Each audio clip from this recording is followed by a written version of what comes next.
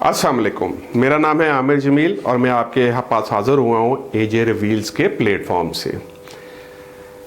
आप मेरी वीडियोस देखते हैं, थैंक यू सो मच। आप मेरी वीडियोस को सब्सक्राइब कीजिए, फॉलो कीजिए और बेल आइकॉन को प्रेस कीजिए। और अगर आपको मेरी वीडियो पसंद आती है तो इसको लाइक भी कीजिएगा। Thank you so much. और जैसे कि मैंने आपको बताया था कि आज का हमारा सब्जेक्ट है माइक्रो ओवन्स।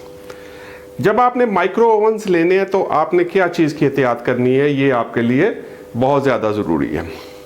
मार्केट में जब आप जाते हैं तो डीलर आपको सबसे पहले माइक्रो ओवन्स दिखाता है कि ये इसकी कैपेसिटी है। तो नॉर्मली होता क्या है कि उस माइक्रो ओवन के ऊपर एक मॉडल लिखा होता है TMO20 या TMO25, फिर लिखा होता है उसे बड़े मॉडल पे लिखा होता है TMO30 और उसे बड़े मॉडल पे लिखा होता है TMO40। अब ये मॉडल नंबर्स हैं, ज़रा काइंडली मेरी बात बड़े गौर से सुने और इसे याद रखिएगा कि ये मॉडल नंबर्स हैं, ये कैपेसिटीज़ नहीं है, ठीक है। और जब आप डीलर से बात कर रहे हो तो हमेशा उससे पूछें कि इस मॉडल की कैपेसिटी क्या है। यानी कि एट टाइम्स मैंने मार्केट में देखा है कि काफ़ी सारी कंपनियां जो 17 लीटर का माइक्रो ओवन है उस पे TMO20 लिख के ये परसेप्शन दे रही होती हैं कि ये 20 लीटर्स का है, क्योंकि कस्टमर कभी भी उसकी लीटरेज कैपेसिटी नहीं पता करता। नॉर्मली ये हो रहा होता है कि जो 20 लीटर का माइक्रो ओवन है वो 25 लीटर कह के बिक रहा होता है, क्योंकि उस पर लिखा होता है TMO25। अब यहाँ पे बड़े गौर वाली बात है, क्या 25 के आगे लीटर्स लिखा हुआ है? नहीं लिखा होता। इसलिए आप उसे रिक्वायर करें कि इसकी लीटरेज कैपेसिटी है क्या।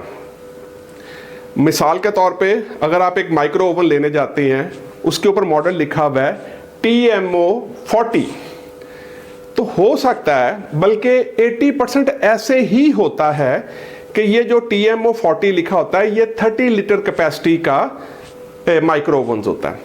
अब नॉर्मल अगर 30 लीटर कैपेसिटी का माइक्रो ओवन सही कीमत अगर आप उसे देखें तो उसमें और 40 लीटर के माइक्रो ओवन में तकरीबन 10,000 रुपीज़ का फ़र्क होता है, ठीक है। अगर 30 लीटर का 32,000 रुपीज़ में आपको मिल रहा है तो 40 लीटर का आपको तकरीबन 42,000 रुपीज़ में मिल रहा होता है।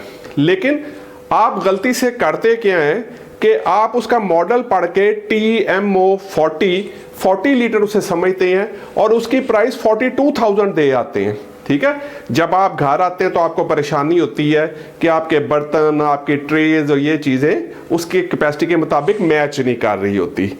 इसलिए मेरी आपसे रिक्वेस्ट है कि काइंडली जब आप जाएं तो कभी मॉडल नंबर ना देखें, हमेशा देखें, डीलर से पूछें, अपनी रिसीट के ऊपर लिखवाएं कि इसकी कैपेसिटी है क्या और आपने कितने लीटर का माइक्रो ओवन खरीदा है।